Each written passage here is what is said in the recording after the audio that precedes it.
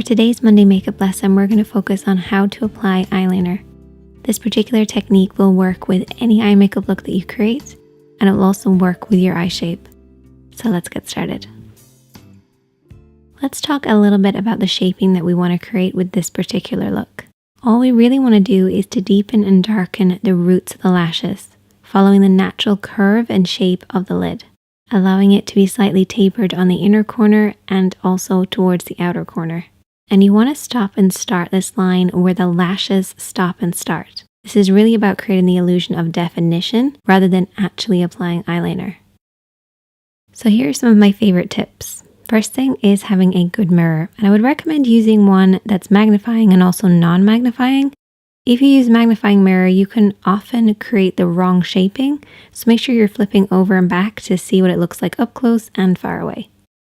Next thing is to rest your elbow on something for a little bit of support. This is particularly for people who have unsteady hands, and this will make a massive difference. And you can also use your pinky for support. This will make sure to get rid of too much of that little shake that you might have. A couple of different ways that you can do it. You can use your fingertip on your pinky and rest this on your cheek.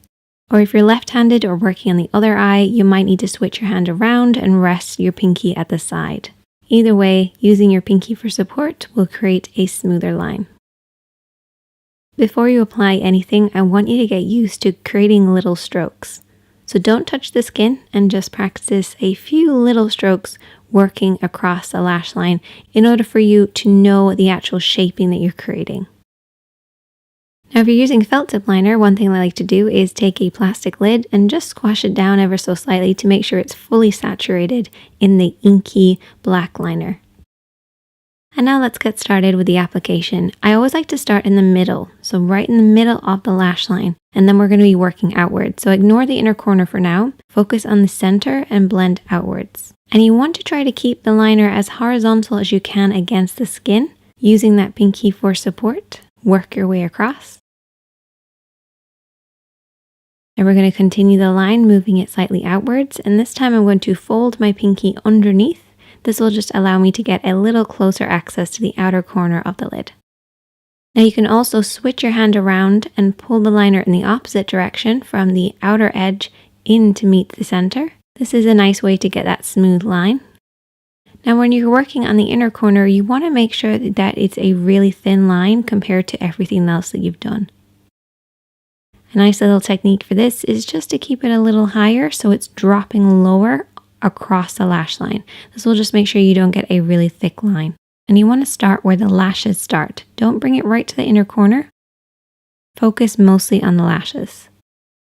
And keep this line nice and thin.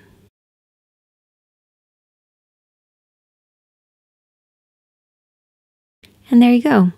This is almost an invisible eyeliner look. You can make it as thick or as thin as you want, but it looks great with so many different eye makeup looks because it creates definition.